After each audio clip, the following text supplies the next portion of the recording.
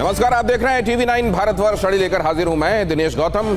शर्तों वाला जाल, ग्लोबल आपातकाल, दोनों तरफ से प्रस्ताव दिए जा रहे हैं और न जाने कब से दिए जा रहे हैं, न जाने कितने अब तक दिए जा चुके हैं। प्रस्ताव के बदले प्रस्ताव होता है और शर्तों के बदले फिर से दूसरी तरफ से भी शर्तें आ जाती हैं, लेकिन कोई समाधान नहीं निकल रहा। और इस बीच पूरी दुनिया में आपातकाल वाली स्थिति बनती जा रही है। हर गुजरते दिन के साथ ये आपदा और बड़ी होती जा रही है।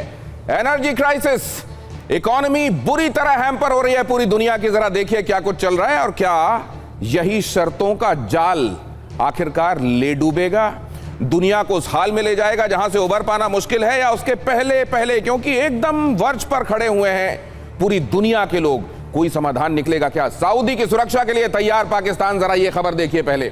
पाकिस्तान के 8000 सैनिक सऊदी में तैनात, फाइटर जेट का एक स्क्वाड्रन भी तैनात किया गया, एक एयर डिफेंस सिस्टम की भी तैनाती की गई। रॉयटर्स ने बताया है ये 3 सुरक्षा अधिकारियों के हवाले से यह दावा किया गया है। हाल ही में यह बात सामने आई थी कि नूर खान एयरबेस में पाकिस्तान ने ईरान के सैन्य विमान छिपाए थे। तो एक तरफ सऊदी में तैनाती कर रहा है पाकिस्तान, सऊदी में उस दौरान जब ईरान के बीच में और अमेरिका के बीच में टेंशन बढ़ी हुई है और ईरान इस तौर पर पूरे के पूरे इन वेस्ट एशियन कंट्रीज को देख रहा है कि इन्होंने अमेरिका की मदद की है अपने यहां बेसिस और एयर बेसिस बनाकर, तब सऊदी में अपने सैनिकों की तैनाती भी कर रहा है पाकिस्तान।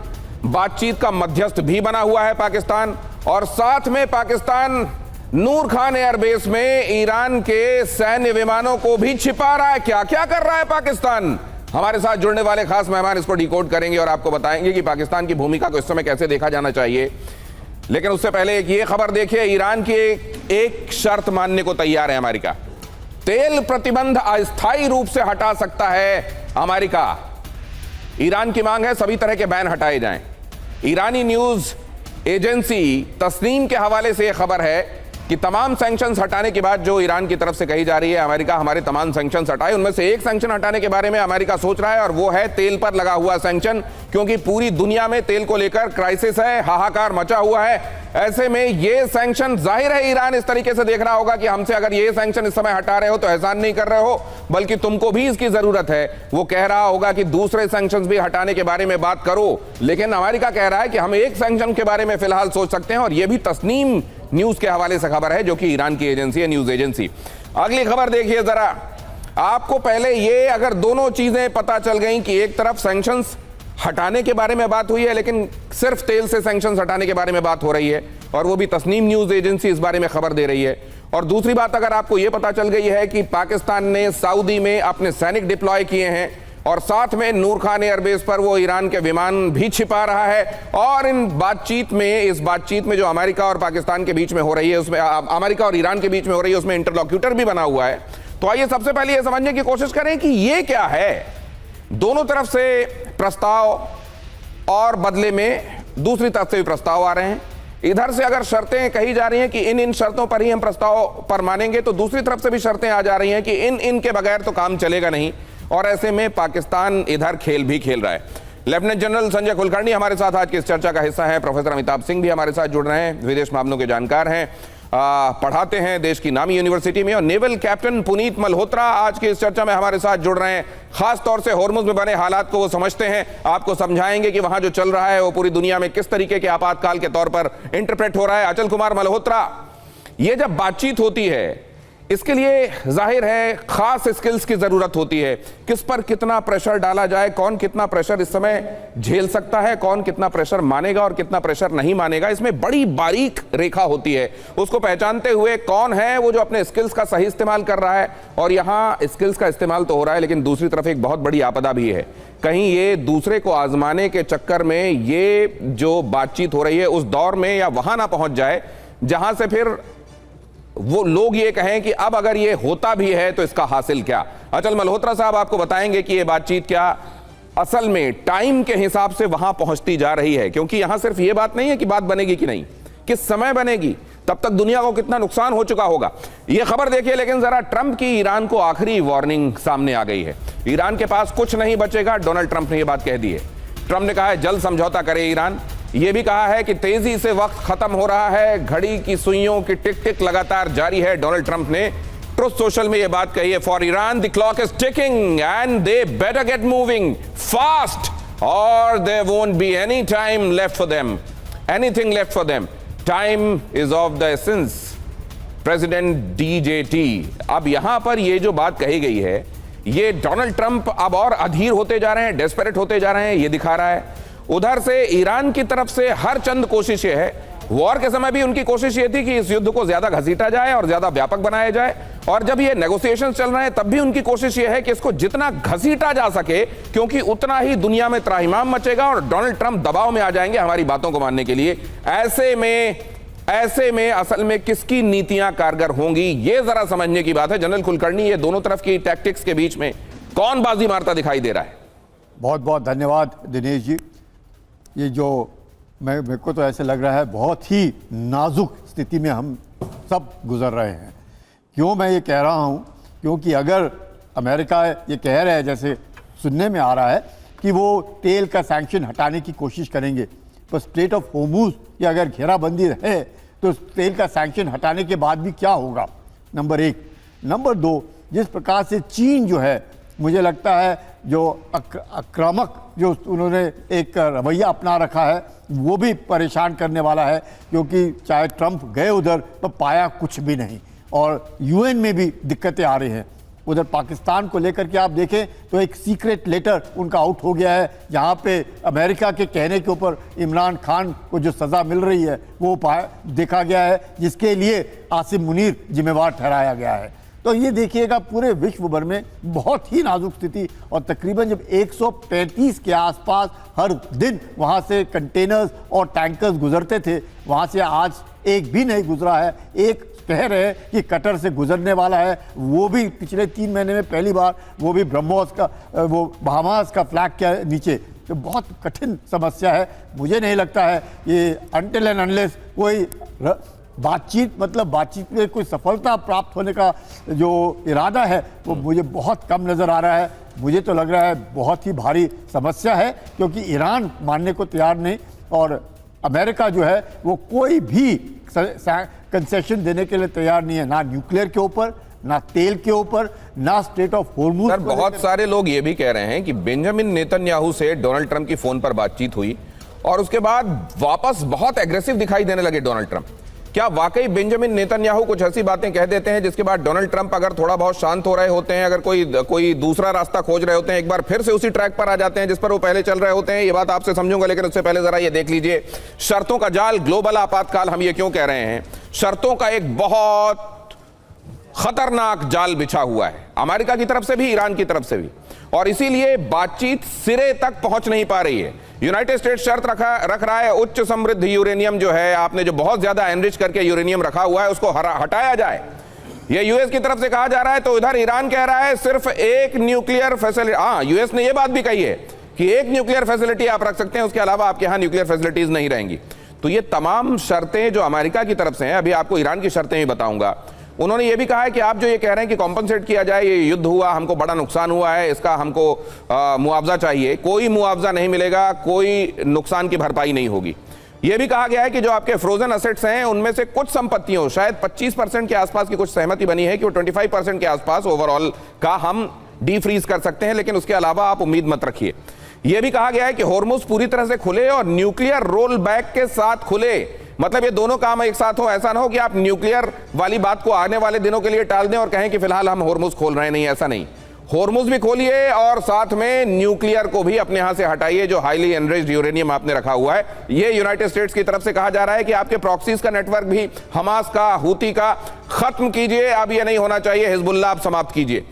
इधर ईरान की जवाबी शर्तें हैं कि युद्ध का मुआवजा लिए बगैर तो बात ही नहीं बनेगी, आपने हमारा बहुत नुकसान कर दिया है, हमको बहुत पीछे पहुंचा दिया है। यह भी कह दिया है कि हॉर्मुज खुले, लेकिन नियंत्रण ईरान का स्थापित माना जाए पूरी दुनिया में, इसके बगैर काम नहीं चलेगा। यह भी कहा गया है कि सभी तरह के सैंक्शंस हटाइए। अभी सिर्फ तस्नीम यह कह रहा है कि शायद ऑयल सैंक्शंस के बारे में अमेरिका में विचार हो रहा है, फ्रोजन प्रॉपर्टीज पूरी तरह से रिलीज की जाए। उधर कहा जा रहा है कि नहीं, पूरा नहीं संभव है, केवल 25% संभव है। और यह भी कहा गया है कि ईरान की तरफ से कहा जा रहा है कि पहले युद्ध स्थायी रूप से खत्म किया जाए। ऐसा नहीं कि हमको इसमें ब्लैकमेल किया जाए, उसके बाद हम न्यूक्लियर पर बातचीत करेंगे, ये सेकंड फेज में रखा जाए, पहले फेज में नहीं। और यह भी कहा गया है कि कुछ यूरेनियम तीसरे देश को भेजने के संदर्भ में ऑफर दिया जा सकता है। यह ईरान की तरफ से जवाबी शर्त आई है। और अभी तक अगर आप लब्बो लुआब देखें तो अब तक 5 से ज्यादा बार नई शर्तें रखी गई हैं। हर बार दोनों तरफ से एक दूसरे की शर्तों को खारिज किया गया है कि ना ये तो हमको मंजूरी नहीं है। और इसीलिए बातचीत तो चल रही है लेकिन कोई ठोस परिणाम नहीं निकल रहा है। और इसीलिए यह लग रहा है कि यह जंग दोबारा शुरू हो जाएगी, क्योंकि बेंजामिन नेतन्याहू चाहते हैं जंग हो और दूसरी तरफ डोनाल्ड ट्रंप भी अब इसको लेकर डेस्परेट होते जा रहे हैं। तो क्या अचल मल्होत्रा सर, ये जो बातचीत एक डिप्लोमेट की हैसियत से आप समझते हैं कि कहां पर कैसे बनती है और कहां पर कैसे नाकाम हो जाती है? यहां नाकामी का ही परसेंटेज ज्यादा है क्या? नमस्कार दिनेश, देखिए इसमें सबसे बड़ी समझने वाली बात यह है कि जब इस तरह की परिस्थितियां बनती हैं और आप नेगोशिएटिंग टेबल पे आते हैं तो सबसे पहले आप अपनी मैक्सिमलिस्ट डिमांड्स लेके आते हैं। बड़ी से बड़ी डिमांड आप टेबल पे रखते हैं क्योंकि आपको लगता है कि यहाँ से अगर हम नेगोशिएट करेंगे तो कहीं ना कहीं बीच का रास्ता या मीटिंग पॉइंट निकल के आएगा। अभी आपने देखा पिछले कई दिनों से इनके बीच में एक्सचेंजेस हो रहे हैं, आदान प्रदान हो रहे हैं। खुल के सारी डिटेल सामने नहीं आ रही, फिर भी जो भी सामने आ रहा है उससे लगता है कि एक सेट ऑफ डिमांड्स इनकी तरफ से जाती है, उसे थोड़ा मॉडिफाई करके दूसरी तरफ से भेजा जाता है, फिर ये उसको मॉडिफाई करके भेजते हैं। लेकिन मीटिंग पॉइंट अभी नहीं है। मीटिंग पॉइंट इसलिए नहीं है कि फिलहाल आज की तारीख में जो दोनों तरफ से डिमांड की जा रही हैं वो एक दूसरे को भी फिलहाल मंजूर होती हुई दिखाई नहीं दे रही है। और इसका खमियाजा जो है पूरी दुनिया को उठाना पड़ रहा है। और आने वाले वक्त में अगर ये कहीं मीटिंग पॉइंट पे नहीं आएंगे, अगर यूएस अपनी थोड़ी पोजीशन न्यूक्लियर प्रोग्राम को लेकर डाइल्यूट नहीं करेगा और वो जो पहले JCPO हुआ था और जो ओमान में सहमति बनी थी उस फ्रेमवर्क के अंदर किसी डिसीजन पे नहीं आएगा या थोड़ा बहुत कंसेशंस नहीं देगा, उनकी डीफ्रीज करना एसेट्स को या कुछ, तो बड़ा मुश्किल हो जाएगा। अब आप कह रहे हैं कि पूरी दुनिया में आपदा आ गई है, पूरी दुनिया की पूरी इकोनॉमी खराब हो रही है, लेकिन ये भी तो देखिए ना कि दुनिया भर की मिडिल पावर्स क्या कर रही है इसको लेके, इसका समाधान लेने के लिए किसी पे भी कोई प्रेशर बना रहा है? मुझे तो कोई दिखाई देता नहीं है बनाता हुआ कि कोई रशिया के ये अमेरिका के ये सोच के बैठे हैं कि बिल्ली के गले में घंटी कौन बांधे जाके। ईरान पे गिरे चुने लोग हैं जो थोड़ा प्रेशराइज कर रहे हैं। ये आप बड़ी बात कह रहे हैं सर, इस लिहाज से कि अगर पूरी दुनिया में ये क्राइसिस है जो अब प्रिवेल कर रहा है, पूरी दुनिया को अपने लपेटे में ले रहा है, तो फिर बाकी सबको वो आंच लग क्यों नहीं रही है कि वो एक प्रेशर ग्रुप बनाएं और फिर उस हिसाब से दुनिया से बात की, अमेरिका और ईरान से बात की जाए? आप महत्वपूर्ण बात कह रहे हैं, लेकिन उससे बड़ी बात आपने कही हमारे दर्शकों के लिए। अचल सर ये कह रहे हैं कि दोनों ही पक्षों की तरफ से जब बातचीत की शुरुआत होती है तो मैक्सिमलिस्ट अप्रोच रहती है, मतलब हमको जो लगता है मैक्सिमम हम मांग सकते हैं वो हम मांगते हैं और दूसरी पार्टी को जो लगता है वो मैक्सिमम मांग सकता है वो मांगता है, लेकिन बीच में एक मीटिंग पॉइंट होती है, बीच में एक मीटिंग पॉइंट होता है जहां जाकर ये बात बनती है। लेकिन ये तो कितने दिनों से हो रहा है अमिताभ सर, और ये अब विद रिस्पेक्ट टू टाइम है, इसीलिए अब डोनाल्ड ट्रंप टाइम की भी बात करने लगे हैं कि द क्लॉक इज टिकिंग। इस हिसाब से अब अनंत काल तक तो शर्तें ना मानी जाएं, केवल एक दूसरे को प्रपोजल्स दिए जाएं, हो नहीं सकता, क्योंकि टाइम यहां हर गुजरते दिन के साथ पूरी दुनिया के लिए खतरनाक होता जा रहा है। देखिए, अमेरिका के समक्ष क्या है, तेल के प्राइस बढ़ रहे हैं, हॉर्मुज स्ट्रेट बंद है। ईरान के समक्ष क्या है कि वो तो सब पहले से सब कुछ लुटा चुका है, अब कुछ बचा नहीं है और ज़्यादा लूटने के लिए। तो वो इस पोजीशन में है कि दुनिया को ब्लैकमेल करे, अमेरिका को ब्लैकमेल करे, ऑयल के प्राइसेस को वो कर रहा है।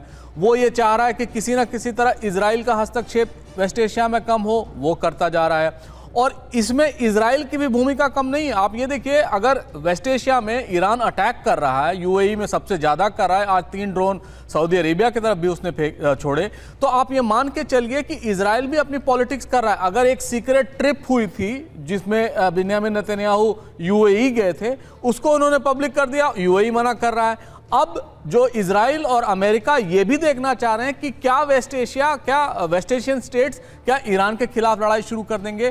तो इस डेलिकेट सिचुएशन में Israel has nothing to lose, USA has USA के समक्ष जो अभी समस्या है कि तेल के दाम बढ़ रहे हैं, वहां $3 पर बैरल था, अब $4.5 और इतना बड़ा डिप्लॉयमेंट सस्टेन करना है हर और दिन। सस्टेन करना है। और इसके चलते आज ही एक पोल आया है, न्यूयॉर्क टाइम्स में छपा है, जिसमें ट्रंप की पॉपुलैरिटी गिरती जा रही है। अगले जो चुनाव होने वाले हैं नवंबर में, मिड टर्म, उसमें हो सकता है हार जाए। तो ईरान ये बात जानता है कि they have nothing to lose, कुछ खोने के लिए नहीं है, और अमेरिका उस पर हावी नहीं हो पा रहा है, और इजराइल हावी होने देना नहीं चाहता है। और इजराइल का लॉन्ग टर्म इंटेंशन क्या है मैं बताऊं दिनेश जी, कि वो कहते हैं ना, मूविंग द ग्रास, यानी घास को काटते रहना चाहिए जब जब वो उग जाए। और वही पॉलिसी उसने हमास के साथ खेली थी, हिजबुल्लाह के साथ, शायद वही पॉलिसी वो इजराइल के साथ भी करना चाहता है कि जहां ये चढ़े फिर हम उन पर अटैक कर दें या कुछ मिसाइल फेंक दें। तो ईरान ये बात बखूबी जानता है, इसीलिए वो किसी ना किसी तरह सिक्योरिटी गारंटी चाह रहा है। वो दुनिया में घूम रहे हैं, रूस जा रहे हैं, चीन जा रहे हैं कि कहीं कोई बात बने, लेकिन दुनिया में इस बात पे तो मुतयक्किद है कि होर्मुज को क्लियर करना। क्या आप ये कहना चाह रहे हैं सर कि असल में ये सब हो जाता अगर इजराइल चाहता? इजराइल नहीं चाह रहा है, इसलिए बात नहीं बन पा रही है। क्या नटशेल में इसको ऐसे समझा दें अपने दर्शकों को?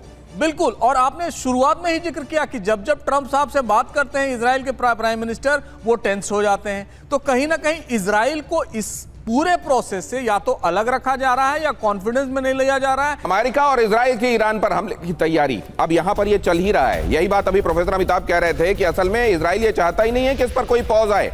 वो ये चाहते हैं कि ये घास की कटाई जारी रखो, ये कुछ दिनों में घास की कटाई जारी रखो तो ही लॉन सुंदर बना रहेगा, नहीं तो लॉन में खरपतवार उगाएंगे, उनका शायद ऐसा मानना है। और यहां देखिए, ट्रंप और नेतन्याहू में एक हफ्ते में दूसरी बार बातचीत हुई है। ये ईरान जंग दोबारा शुरू करने की रणनीति पर चर्चा, अमेरिका इजराइल की सुरक्षा रणनीति पर मंथन, ईरान पर चीन के स्टैंड पर भी ट्रंप नेतन्याहू की चर्चा हुई है। अब यहां पर ये जो चर्चा है, ये जाहिर है इसलिए बहुत महत्वपूर्ण है क्योंकि जब कभी, अब जरा देखिए, जब चाइना गए थे डोनाल्ड ट्रंप, तो उनका जो तरीका था थोड़ा सा ऐसा लग रहा था कि शायद माइल्ड हो रहे हैं क्या, लेकिन वहां से वो लौट कर आए।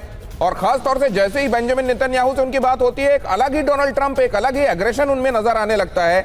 ऐसा क्या पंप करते हैं, ऐसा क्या कहते हैं बेंजामिन नेतन्याहू जिससे वो डोनाल्ड ट्रंप एक थोड़े से अलग डोनाल्ड ट्रंप लगने लगते हैं? ये एक महत्वपूर्ण बात है और इसको समझने की कोशिश करेंगे हम नेवल कैप्टन पुनीत मल्होत्रा के पास जाकर, और यह भी समझना चाहेंगे क्योंकि वो होर्मुज को बहुत अच्छे से जानते हैं कि ये क्या वाकई वहां से गुजरने वाली केबल्स, वहां से होने वाला तेल का, प्राकृतिक गैस का आना जाना, क्या वो एटम बॉम्ब वाली इंटेंसिटी, दुनिया को वो आंच, वो तपिश महसूस होने लगी है क्या? Good evening, Dinesh ji. First and foremost, thank you very much for having me on your show. हाँ, जहां तक ये बात आती है, मैं कुछ थोड़ा पहले जाना चाहूंगा दिनेश साहब कि if you go way back in 1980, from 1980 till 1987-88, there was a war between Iran and Iraq.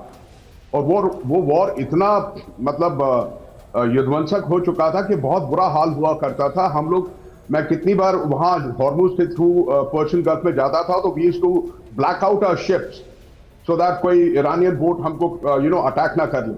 लेकिन अगर हम इसके when you talk about the whole perspective, जो एटीट्यूड पे जाते हैं कि उसके हिसाब से Iran is not going to bow down, चाहे वो आपका इराक वॉर होगा था या फिर अभी ये है ना। जहां तक स्ट्रेट्स ऑफ हॉर्मुज की बात आती है, यस, 28 फरवरी से पहले स्ट्रेट्स ऑफ हॉर्मुज खुला हुआ था और सारा तेल वहां से एक्सपोर्ट होता था। 28 फरवरी के बाद जब डोनाल्ड ट्रंप साहब ने पंगा ले लिया, now he is basically starting no grounds, तो उसकी वजह से क्या है कि अब ईरान को यह बात तो पता लग गई है कि हॉर्मुज स्ट्रेट्स पे उसका कंट्रोल अब हमेशा रहेगा। और दूसरी चीज, कोई भी जहाज आ जा नहीं रहा है तो Iran knows today it has the leverage to control the whole world's economy, यानी वो पूरे संसार को अगर चाहे तो अपने कदमों पे झुकाने की कोशिश कर सकता है। इसमें यह नहीं कि ईरान का डैमेज नहीं होगा, लेकिन जहां तक ट्रंप साहब की बात है, उनको सबसे बड़ी मुसीबत खाई जा रही है वो ये है कि नवंबर में उनके जो मिड टर्म इलेक्शन होने हैं उनमें उनकी एज इट इज रेटिंग बहुत नीचे हो चुकी है। तो ये एक बहुत जिगसॉ पजल है। अभी अगर हम इसकी बात करें, हॉर्मुज स्ट्रेट्स को उन्होंने रोक के रखा है और इंटरनेट केबल्स जो है, जो सबमरीन केबल्स ले डाउन होती है, उसमें भी उनका कब्जा हो जाएगा। तो बहुत बड़ी ही मुसीबत आ जाएगी। पुनीत सर, मैं एक बात ये जानना चाहता हूं आपसे, आपने इस इलाके को देखा है, आपने यहां से होने वाले ट्रांसपोर्ट को देखा है, आप ये भी जानते हैं कि किसका कितना स्टेक यहां पर है, आप ये भी जानते हैं कि कौन कितने दिनों तक किसी भी नुकसान को झेल सकता है, किसकी नुकसान झेलते जाने की कितनी हैसियत है।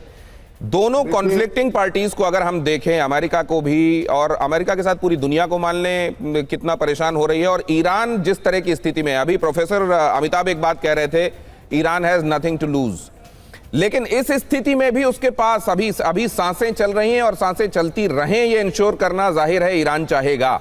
कौन कितना नुकसान सस्टेन कर सकता है, क्योंकि जो कम सस्टेन कर पाएगा अब वही ब्लिंक करेगा और वही कहेगा अच्छा आपकी ये 3 शर्तें हम मानते हैं। देखिए sir, I fully agree with Amitabh sahab, जो उन्होंने कहा दुरुस्त, that Iran has nothing to lose. Iran has already lost what they could have lost. Iran ने ऑलरेडी लूज कर लिया जो वो लूज करना उनका होना था, लॉस। अब है जो बारी वो यूएस की। मैं एक क्वेश्चन से समझाना चाहता हूं कि अगर US forces, they are one of the elite forces in the world, जो विड्थ ऑफ हॉर्मुज स्ट्रेट्स है वो 22.5 नॉटिकल माइल है, यानी approximately 40 kilometre, because 1 nautical mile is 1852 metres.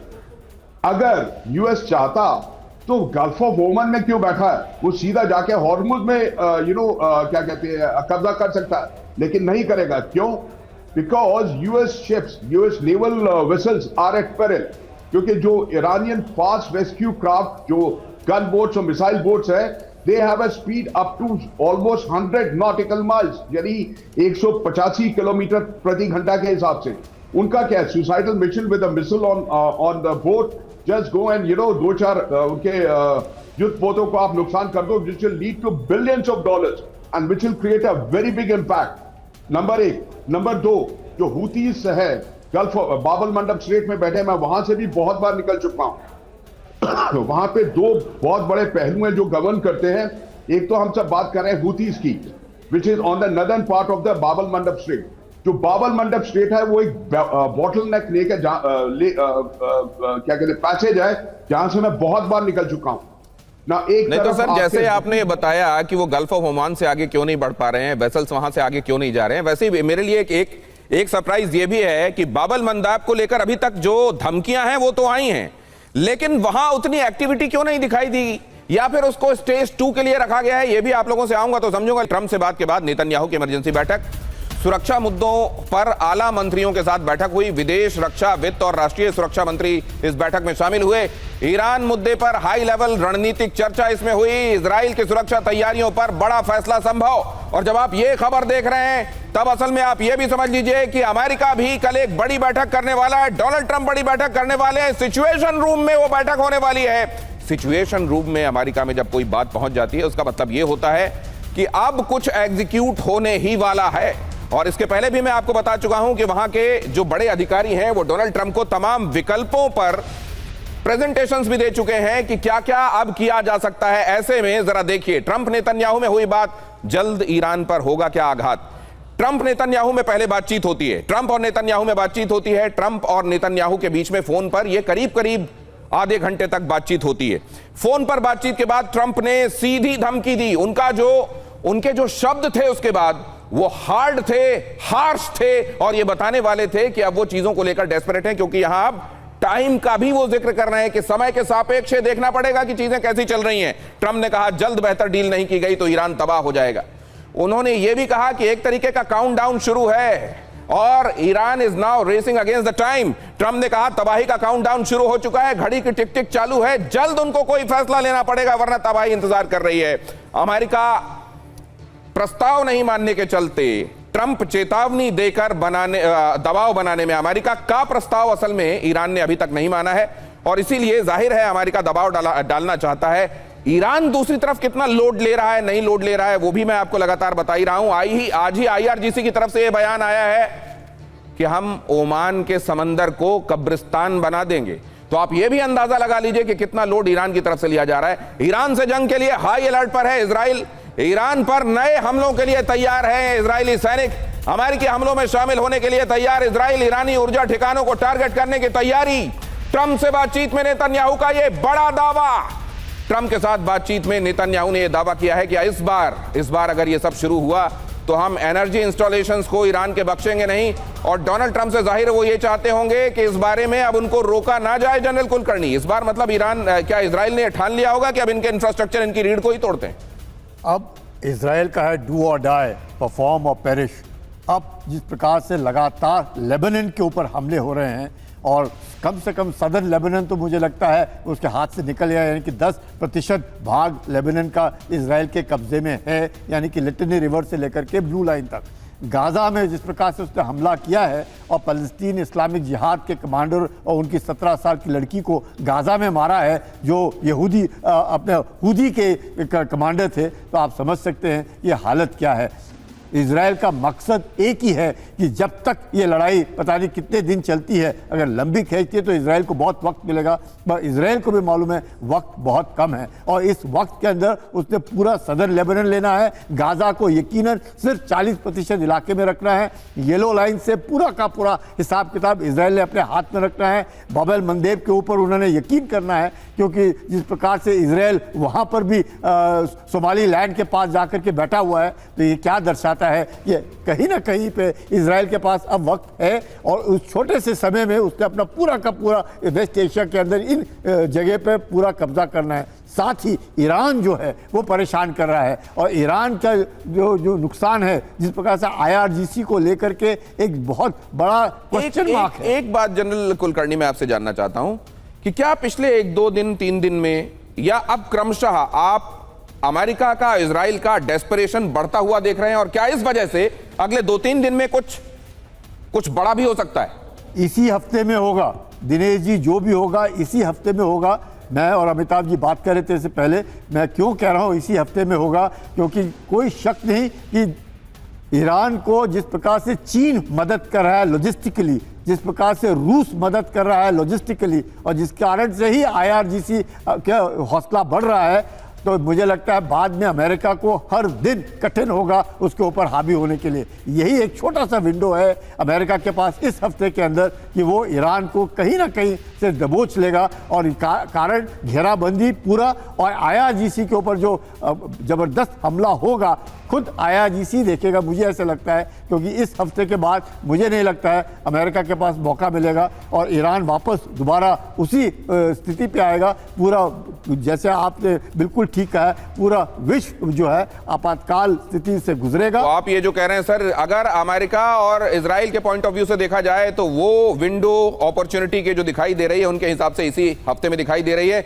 इसीलिए शायद डोनाल्ड ट्रंप भी ये कह रहे हैं कि ये ईरान के पास अब वक्त कम है, और साथ ही कल एक बड़ी बैठक होने वाली है। अमेरिकी सेना के लिए कब्रिस्तान बनाने की धमकी दी गई है। ओमान की खाड़ी को कब्रिस्तान बना देंगे अमेरिका की सेना को के लिए। अमेरिकी सेना को अब तक की सबसे बड़ी वार्निंग है ये, पीछे हट जाओ नहीं तो अमेरिकी जहाजों को डुबो देंगे। ईरानी सुप्रीम लीडर के सैन्य सलाहकार की चेतावनी सामने आई है। अमेरिकी सेना के लिए लाल लकीर तय, कहा उन्होंने। देखिए, पश्चिम एशिया में कभी भी शुरू हो सकती है जंग। अमेरिकी एयरबेस पर बढ़ गई सैन्य मूवमेंट। C-17, C-5 विमानों से सैनिकों की भारी तैनाती यहां पर हो रही है।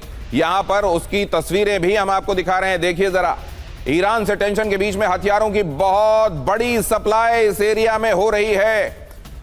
तो अगर ऐसा होता है अचल सर, खास तौर से वेस्ट एशियन जो GCC मेंबर्स हैं, उनके लिए ये कितना बड़ा चिंता का सबब होगा? कॉन्फ्लिक्टिंग पार्टीज जो सीधे सीधे आमने सामने हैं वो तो हैं ही।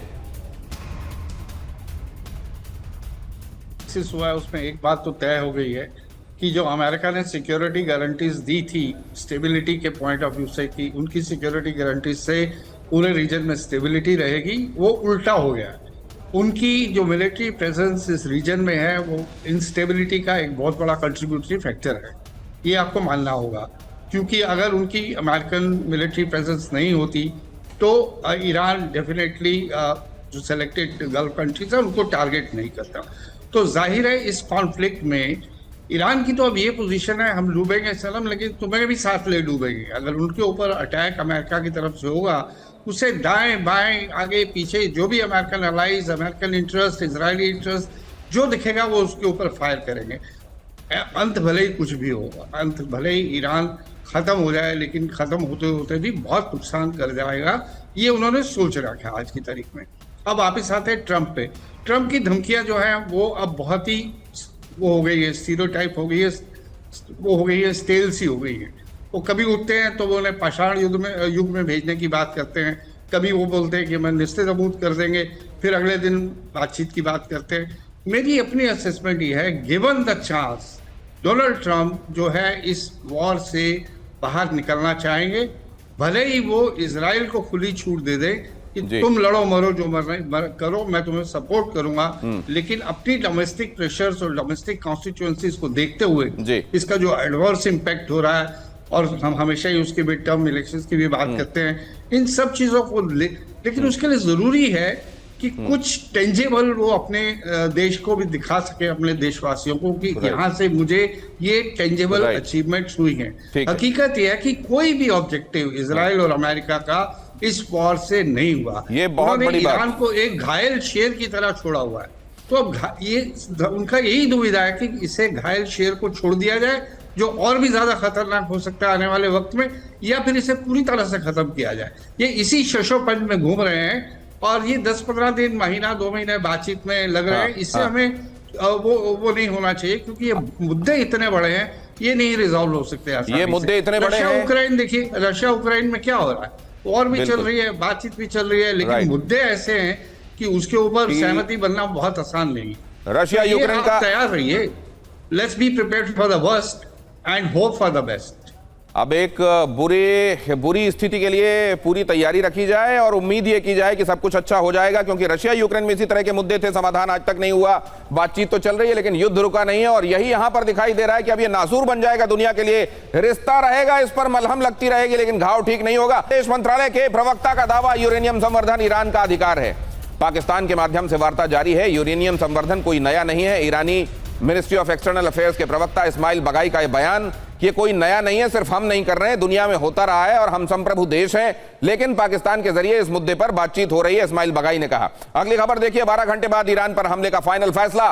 ट्रंप के सिचुएशन रूम में इमरजेंसी बैठक होने वाली है, जो खबर मैं आपको बता रहा था। सिचुएशन रूम में सैन्य विकल्पों पर चर्चा करेंगे ट्रंप की टेबल पर ईरान के खिलाफ ऑपरेशन का ब्लूप्रिंट। सिचुएशन रूम बैठक पर एक्सियोस की रिपोर्ट में यह दावा किया गया, और इसी पर यह एनालिसिस भी देखिए, ईरान पर हमले का काउंटडाउन। सिचुएशन रूम में राष्ट्रीय सुरक्षा टीम के साथ ट्रंप की इमरजेंसी बैठक। 12 घंटे बाद ईरान पर सैन्य हमले पर फाइनल फैसला ले सकते हैं ट्रंप।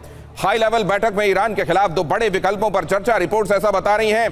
पहला विकल्प है प्रोजेक्ट फ्रीडम दोबारा शुरू करने पर विचार, जिसके बारे में मार्को रूबियो ने हाल ही में कहा कि पाकिस्तान के कहने पर हमने इसको रोका, वरना हमने शुरू कर दिया था। दूसरा विकल्प, ईरान के चिन्हित ठिकानों पर बड़े पैमाने पर बमबारी। एक्सियोस के हवाले से यह खबर आ रही है। अब जरा अगली खबर की तरफ आपको ले चलता हूं। बहुत बड़ी न्यूक्लियर तैयारी में है अमेरिका तेजी से बढ़ा रहा है परमाणु हथियार भंडार। कोल्ड वॉर के लेवल तक अमेरिका में न्यूक्लियर वेपन प्रोडक्शन हो रहा है।